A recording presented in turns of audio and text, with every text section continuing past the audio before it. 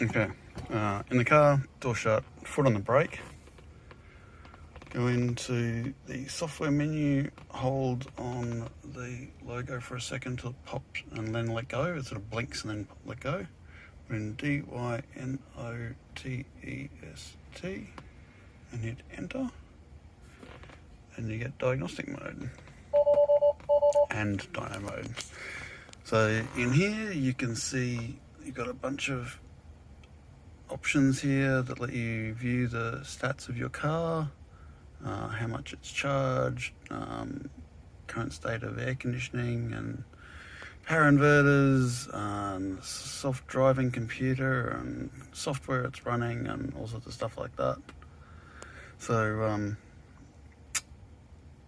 probably the interesting part is in versions you can see the hardware type, and it says that it's a P74D, so it's got a 74 kilowatt hour battery. If you go on one of these screens here, it shows the energy. So if you just keep scrolling down here,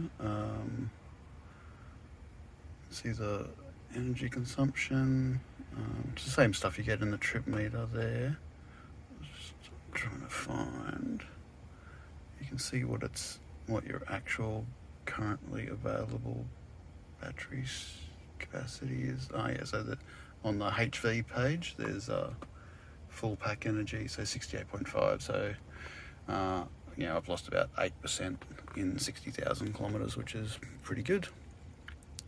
It's very much leveled off though. If I look at the graph, like it's did all of that in the first 20,000 k's. But anyway, you can see there's a whole bunch of other options here.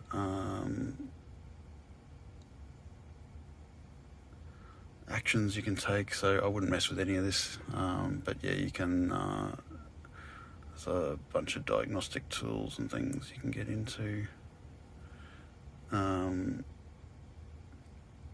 the service menu, there's also, so when it's in this mode, it's power limited, but I think you can turn off the power limiting so that the dyno mode will run to 100%. And I assume you could do big smoky burnouts and stuff like that.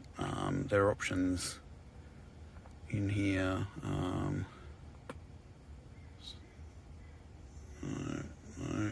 Yes. Also, the other thing is if you happen to get out of this menu, you press the T up the top to get back into it.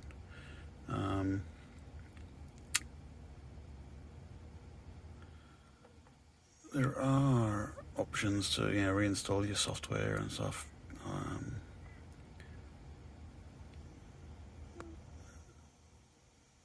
wonder what NVH is. Oh, wow! So that's pretty interesting. You can do some recording and upload files and stuff too. Mic test, brake squeal. Yeah.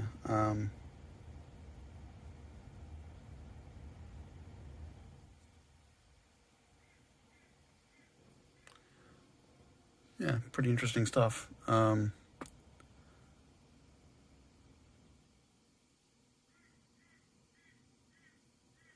mess with it would probably be my tip. Some of these GUI stuff's pretty terrible. Like, I think it was meant for the previous version of software where that screen, where the just car display was smaller. So I don't know how you get back out of that, for example. Oh yeah, just press the T and then press it again, and that sort of goes back to this home screen. And then to exit dyno mode, you need to go into safety and security and do power off with your foot off the brake.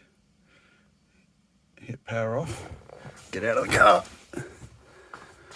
close the door and just leave the car for about half an hour, and it will eventually shut itself down and be back out of dyno mode again.